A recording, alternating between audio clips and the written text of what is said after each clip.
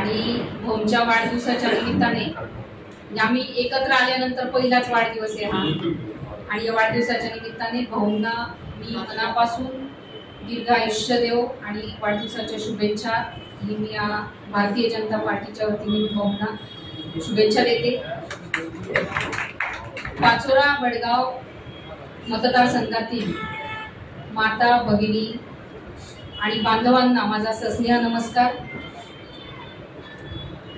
आपल्या सगळ्यांना माहिती आहे की 19 ऑगस्ट रोजी मी भारतीय जनता पक्षात प्रवेश घेतला। भारतीय जनता पक्षात प्रवेश घेतल्यानंतर मी पक्षात का प्रवेश घेतला अशा या प्रश्नांपासून तर चित्र विचित्र ट्रोलिंग करणारे जे उपटसूंग आहेत त्यांना मी उत्तर देण्यास बांधील नाही हे मी आज सर्वप्रथम आपल्या समोर नमूद करते। मतदारसंघातील जनता असतील किंवा माझे जे काही मतदार असतील, जे काही समर्थक असतील, यांच्याशी माझी बांधिलकी आहे आणि त्यामुळे मी आजच्या या पत्रकार परिषदेमध्ये 4च महत्त्वाच्या मुद्द्यांवर बोलणार आहे। त्यातला सगळ्यात पहिला मुद्दा म्हणजे पैशासाठी किंवा खुर्चीसाठी किंवा आपली जोडी भरण्यासाठी शिवसेनेने दिलेली आमदारकी घेऊन मी काही विचित्र वागलेली नाही, पळून गेलेली नाही, पळून जाऊन मी पक्ष सोडलाय असं काहीही घडलेलं नाही। माझ्याकडे ना पक्षाचं कुठलं पद होतं, ना माझ्याकडे मी पक्षाचा कुठलाही लाभ घेतला आहे। विधानसभा निवडणूक झाल्यानंतर किंवा त्या उलट 3 वर्ष मी पक्ष सांभाळला, कार्यकर्ते सांभाळले, मी पक्षामध्ये नवचैतन्य आणण्याचा प्रयत्न केला आणि तो माझा बऱ्यापैकी यशस्वी झाला। संबंध जळगाव जिल्हाच काय उत्तर महाराष्ट्रात वातावरण खराब असताना मी असा निर्णय घेतला होता आणि खरोखर ती माझी निष्ठा होती। मी 3 वर्ष पक्ष सांभाळला, मला कुणीही म्हणू शकत नाही की तुम्ही गद्दारी केली। जर म्हणणाऱ्यांना गद्दारीचा अर्थच कळत नसेल तर तो त्यांचा प्रश्न आहे। विधानसभा निवडणूक संपल्यानंतर सगळं काही साचल्यासारखं आणि थांबल्यासारखं झालं होतं, हे आपल्या सगळ्यांना देखील माहिती आहे।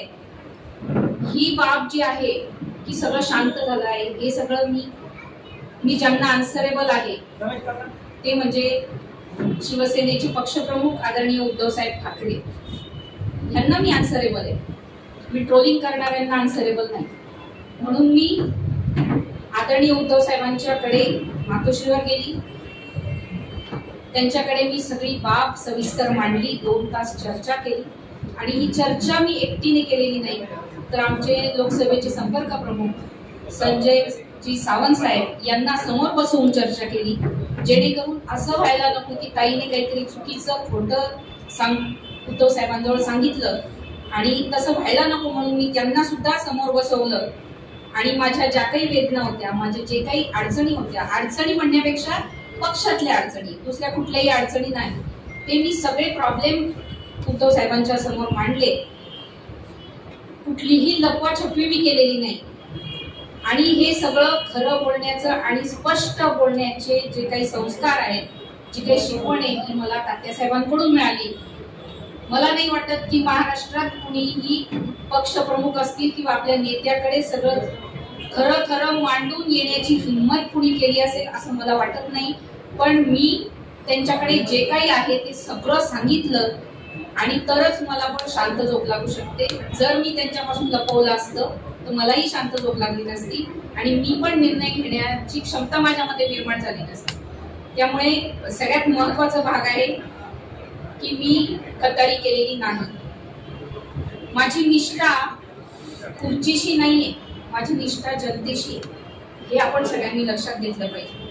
मला कुठल्या सत्तेचा किंवा पैशाचा संपत्तीचा मोह नाहीये, मला समाजसेवा करण्याची आवड आहे। जरी 8-9 महिन्यापासून माझं समाजसेवेचं कार्य जे काही अविरत चालू आहे ते चालूच आहे आणि तेही याच्या पुढे चालूच राहणार आहे, यात काडी मात्र शंका नाही। आदरणीय उद्धव साहेबांना भेटून माझ्या निर्णयाची सविस्तर मी कल्पना दिल्यानंतरच मी बाकीच्या गोष्टींची हालचाल सुरू केली. मी कार्यकर्त्यांना बोलवून कार्यकर्त्यांचा विचार घेऊन त्यानंतरच मी निर्णय घेतलेला आहे. आणि तो हा जो काही निर्णय हा माझा एकटीचा निर्णय नसून फक्त माझ्या कुटुंबाचा निर्णय नसून जे कार्यकर्ते तात्यासाहेबांपासून माझ्या सोबत होते त्या कार्यकर्त्यांशी सगळ्यांशी ते आमचं एक वेगळं कुटुंब आहे आणि त्या कुटुंबाशी चर्चा केल्यानंतरच मी निर्णय घेतलेला आहे. आणि आता मला सांगायला आनंद वाटेल ते कुटुंब आणि हे कुटुंब असं सगळं एकत्र मिळून एक मोठं कुटुंब इथे तयार झालेलं आहे. हे आपल्याला सुद्धा चित्र समोर दिसत आहे. दुसरा महत्वाचा मुद्दा म्हणजे माझे वडील युतीचे आमदार होते. 2 वेळा युतीमधून ते आमदार झाले. त्यांनी मतदारसंघाची सेवा केली. त्यांच्या कार्यकाळात त्यांनी जी कामं केली ते जनता अजूनही विसरलेली नाही. आणि पक्षांतर करण्यापूर्वी हा मी सगळा कौल घेतला तो माझ्या मनाचा कौल होता. आणि मग त्यानंतर मी कार्यकर्त्यांशी बोलली आहे. मला समाजसेवेची आवड आहेच आणि ती संधी मला आज भारतीय जनता पक्षातच चांगलं कार्य करण्याची संधी मिळेल हे मला जाणवलं की मी दुसरीकडे मला बाकीच्या पक्षातूनही बोलवणं आलं होतं. परंतु मी त्यांना सरळ सांगितलं की शेवटी भाजप आणि शिवसेना पूर्वी युती होती आणि या फॅमिलीशी किंवा या विचाराशी माझे विचार जुळतात. त्यामुळे मी हा विचार करू शकते आणि म्हणून मी हा निर्णय घेतला. तिसरी महत्वाची बाब म्हणजे अनेक दिवसापासून अनेक चर्चा सुरू आहेत की काहींना ईडीची नोटीस आली, काहींना सीबीआयची नोटीस आली, इन्कम टॅक्सची नोटीस आली. पण मी आपल्या माध्यमातून सगळ्यांना सांगते मला अशी कोणतीही नोटीस आलेली नाही. त्यामुळे कृपया सगळ्यांनी हा जो काही गैरसमज असेल तो हा काढून टाकावा. मला कोणत्याही यंत्रणांची भीती नाही. कारण की तात्यासाहेबांनी आम्हाला व्यवहाराची पारदर्शकता शिकवलेली आहे. आमचा कुठलाही 2 नंबरचा व्यवसाय नाही, चुकीचे काम आम्ही करत नाही. आमच्या प्रत्येक गोष्टीमध्ये पारदर्शकता आहे. जे काही छोट्या मोठ्या आता एवढा मोठा व्यवसाय आहे तर छोट्या मोठ्या नोटीस येतात. पण आम्ही हायकोर्टात गेलेलो आहे त्याच्यामुळे त्याला काही चॅलेंजेस नाही. कारण आम्हाला माहिती आहे की आम्हाला तिथे न्याय मिळणार आहे म्हणून आम्ही हायकोर्टात गेलोय. त्यामुळे कोणाचीही भीती बाळगण्याचं कारण नाही. आणि ही नोटीस मला लोकसभेच्या अगोदरपासून आली आहे. त्यामुळे मला त्या भीतीमुळे मी आलेली आहे असं जर का कोणी म्हणत असेल तर कृपया ते त्या पद्धतीचं ट्रोलिंग करू नका, त्या पद्धतीचे विचार करू नका. काही लोक म्हणतात की ताईंना प्रलोभन मिळालेले. मला प्रलोभनाची काहीच गरज नाहीये. कशासाठी मी प्रलोभनाला बळी पडू? आणि मला कोणी प्रलोभन दिलेलं पण नाहीये. बळी पडण्याचा प्रश्न तर फार दूरचा आहे. किंवा ताईंना असं काही पद मिळणार आहे काहीच नाही. मला शिवसेनेत खूपदा सांगितलं की तुम्ही पद घ्या, पण मी ते पण पद घेतलं नाही. कारण मला व्यवसायाकडेच लक्ष द्यावं लागतं म्हणून मी कुठलंही पद घेण्यासाठी पण इथे आलेली नाही. मला आता इतक्या दिवसापासून ट्रोलिंग होत आहे पण मी कोणावरही आरोप केलेले नाही, कोणाचं नाव घेऊन मी बोललेली नाही. कारण की दुसऱ्यावर आरोप करणं ही माझी संस्कृतीच नाहीये. पण बिनबुडाचे आरोप जर का कोणी करत असेल तर मी ते कदापि ऐकून घेणार नाही. त्याच्यामुळे जर का कोणी चुकीचे आरोप करत असेल तर त्यांनी लक्षात घ्यावं. मलाही बोलता येत तर मी पण मग तोंड माझं शांत नाही राहणार. पण मला उगाचच कोणावर मी पक्ष सोडला म्हणून मी कोणावर आरोप करावे हे मला योग्य वाटत नाही. त्यामुळे आरोप करणाऱ्यांनी मला असं वाटतं पहिले आधी स्वतःचा आरशात तोंड बघावं आणि मग आरोप करावे. चौथा महत्वाचा मुद्दा म्हणजे भाजपमध्ये प्रवेश केल्यानंतर माझी वाटचाल कशी असणार आहे हे अनेक जणांना प्रश्न पडलाय. तर याबाबत काहींना शंका आहे तर त्या शंकेचं मी निरसन इथं या ठिकाणी करते. मी राजकारण व समाजकारण हे काही आज नाही करत आहे. मी आधीपासूनच फक्त राजकारण मी कधीच केलं नाही. मी समाजकारणामध्ये आमची सक्रिय आहे खूप बऱ्याच दिवसापासून. जेव्हापासून निर्मल फाउंडेशन, निर्मल इंटरनॅशनल स्कूलची स्थापना झाली, जेव्हापासून मी पाचोऱ्यात आली तेव्हापासून अनेक माध्यमातून मी समाजकारण करत आली आहे. त्यामुळे पक्षाने दिलेली जबाबदारी आहे ती पण मी जी काही जबाबदारी देतील मला ती सुद्धा मी अगदी ऍक्टिव्हपणे मी त्याच्यात सहभागी होणार आहे. समाजकार्य पण चालू राहणार आहे, याच्यात काही शंका नाही. किंवा मग ताई थांबून गेल्यावर आता काही ताई करणार नाही अशा बऱ्याच जणांना शंका आहे, तर ती सुद्धा मनातून काढून टाकावं.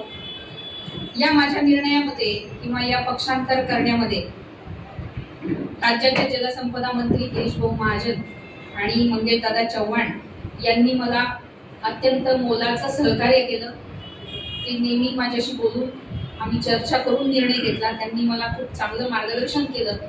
त्यामुळे आवर्जून या ठिकाणी मी त्यांचं नाव घेणं मला खूप गरजेचं वाटतं. मी कोणतेही पदाधिकारी किंवा कार्यकर्ते यांना वाऱ्यावर सोडणार नाही. आमचे काही लोक सांगतायत ताई तुम्हाला वाऱ्यावर सोडून देईल, हे करेल, असं नसतं. या क्षेत्रामध्ये खरं तर जाण्याचा मार्ग आहे, वापस जाण्याचा मार्ग नाहीये. त्याच्यामुळे असं कुणीही म्हणू नये की ताई आता थांबून जातील वगैरे, ह्या गोष्टी चुकीच्या आहेत. कार्यकर्त्यांच्या पाठीशी मी खंबीरपणे उभे राहणार आहे आणि आतापर्यंतही उभी आहेच, त्या पद्धतीनेच ते राहणार आहे. मी माझ्या राजकीय आणि सामाजिक वाटचालीत एक भारतीय जनता पक्षात प्रवेश केल्यानंतर एक माझी नवीन इनिंग सुरू झालेली आहे. माझ्या वडिलांनी मला स्पष्ट वक्तेपणा आणि निर्भयता हे शिकवलेलंच आहे.